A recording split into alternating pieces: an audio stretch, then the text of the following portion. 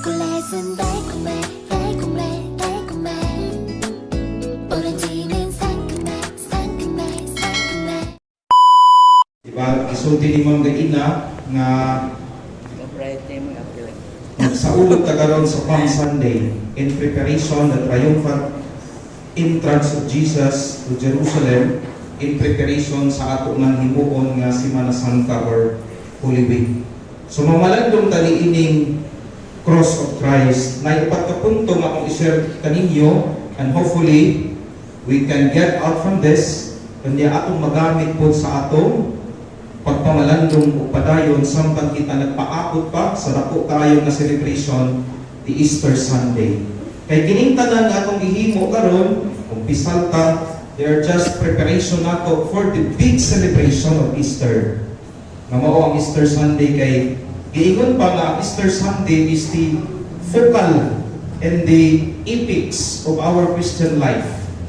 Tungod kay kining tanan according to Saint Paul, kung wala ang pagkabanhaw ni Kristo, everything we do, kining tanan atong gihimo, walay kahulugan. But because of the Easter celebration, nahimong makahuluganon ang atong gihimo ug ang tanan nga atong gihimo in preparation for the Easter celebration.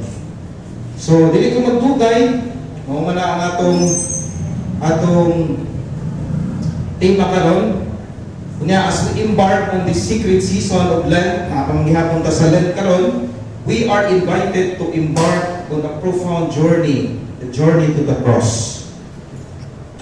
This Lenten season provides us with a unique opportunity to reflect on the immense sacrifice and unconditional love of Jesus Christ. Through engaging in this journey to the cross, we are called to deepen our understanding, appreciation, and response to the magnitude of what Jesus endured for our salvation.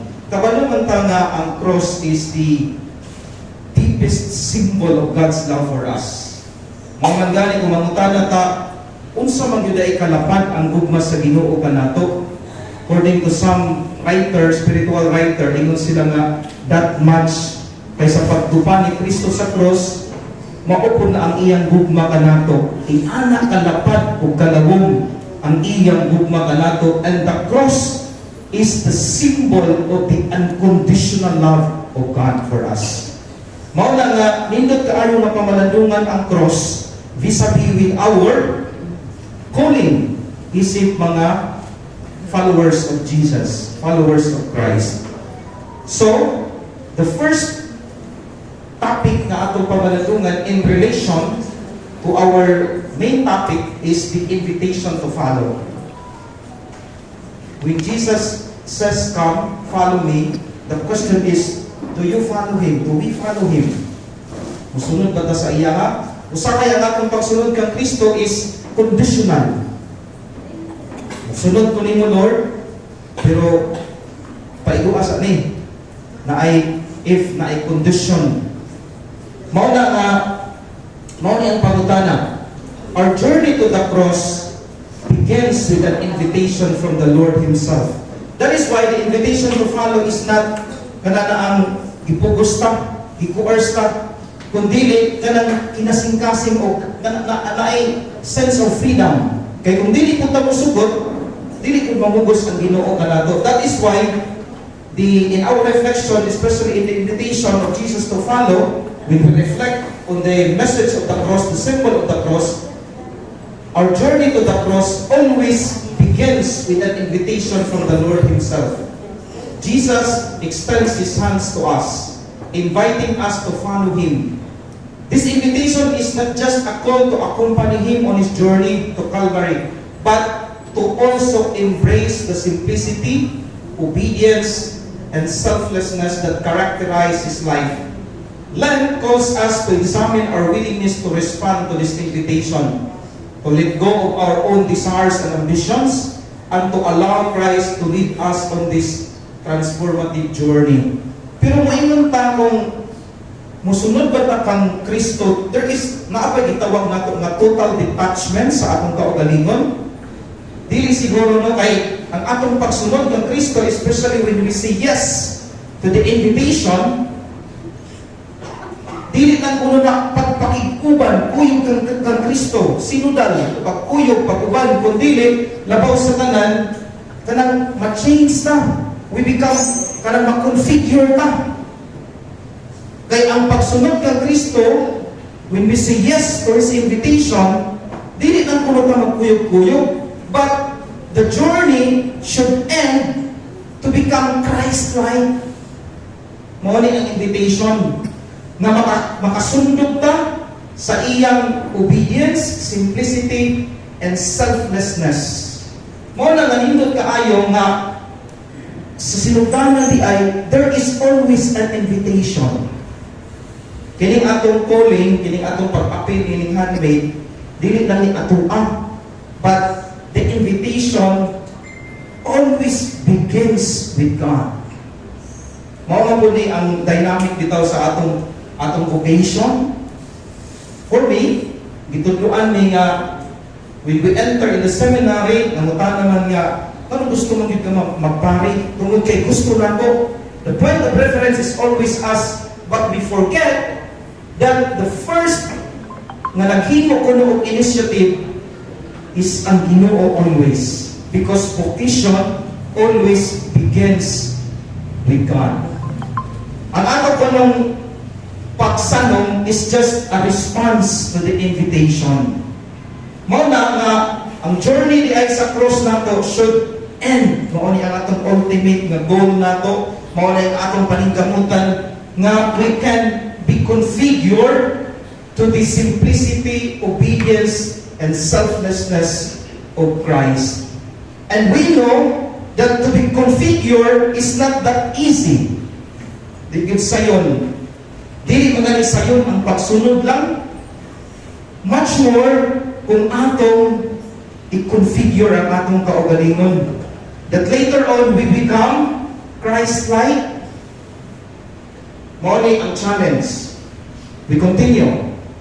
So what does it mean to follow Jesus? Murag ipalawan nato gamay no, atong idipin gamay, unsa may pasabot di ay kining pagsunod ni Kristo. Kay usahay ang atong understanding is musunod lang ta. Mubuhat lang ta kung unsa ipabuhat.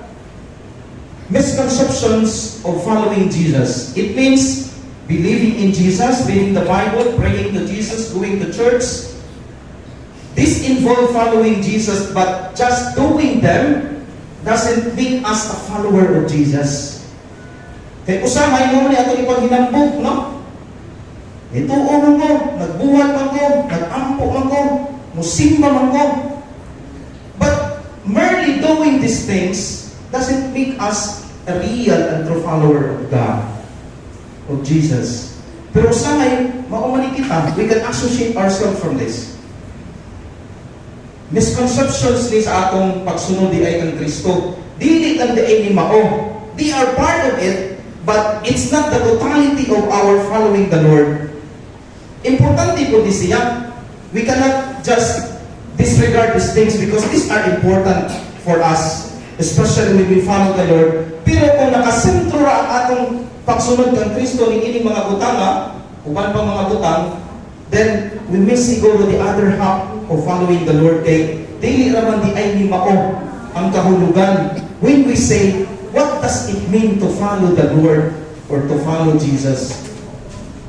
Ikaduha, Jesus called people to follow Him, not to believe in Him.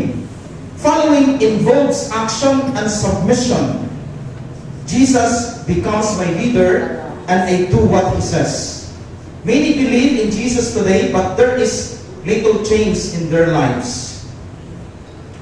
Dili ta mabalaka, mao na nga change is so important, especially when we reflect on the way to the cross.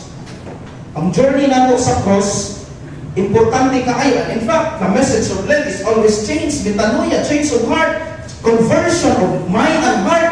Mao man ang message sa Lent always. That is why very important sa atong spiritual preparation is to go back to the Father's house. We go to confession. We amend ourselves. We ask for forgiveness and pardon. Kay mao man ang sentro sa atong journey ni ining season of Lent. And change is so important because the process of configuration, that is why progressive siya, because padayon ang atong pag-configure sa atong kaugalingon nga later on, kung di magaling na ma-perfecto nga, maparihag yun na, the other Christ, the elder Christus, or the Christ-like, but every day, mauni ang ipasabot, simplicity, obedience, selflessness, denial, self-donation, self-sacrifice. Ingon mo ni St. Paul, kinigitawag nato nga change, no? Paghatag sa kaugalingon. In the New Testament, all believers were told disciples. Today, it is possible to be a Christian, yet not be a disciple. We can claim that we are Christian, but it doesn't follow nga disciple ta. Kung sa maday kalainan aning believers, disciple o kining pagka-Kristiyano. Si Mahatma Gandhi, nag-ingon siya, nakabasa ko sa iyong libro nga, I believe in Christ, but I do not believe in Christians. Ito o siya, dili ba siya Kristiyano, ito o siya ni Kristo, pero wala siya ng tuo sa mga Christians. Tungod kay contradicting kuno ang ilang kinabuhi. Sunod sila ni Kristo, they say that they believe in God, in Jesus, but their way of life is totally contradictory. So muna, would you call yourself a disciple of Jesus or a follower of Jesus? So, we answer that question sa atong kaugalingon. That is why in the ordination to the diaconate, part of the rite is na ay ihatag ang book of the gospel to the ordinan. Unya, moingon ang obispo nga, believe what you read, preach what you believe, and practice what you preach. The two other parts are so easy. But the later part is the very challenging part. Kanang moingon bito nga, we practice what we preach. Our doing, our witnessing, mao na ang pinakalisod.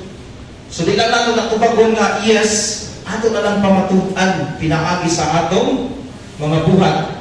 The meaning of following Jesus, it is clearly explained. It is described after Peter's confession.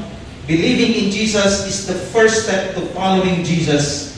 Believing in Jesus is not the goal, but the start of the journey of following Jesus. So dili na dahil enough ang pagtuo, but it's the first step sa atong pagsunod ni Kristo.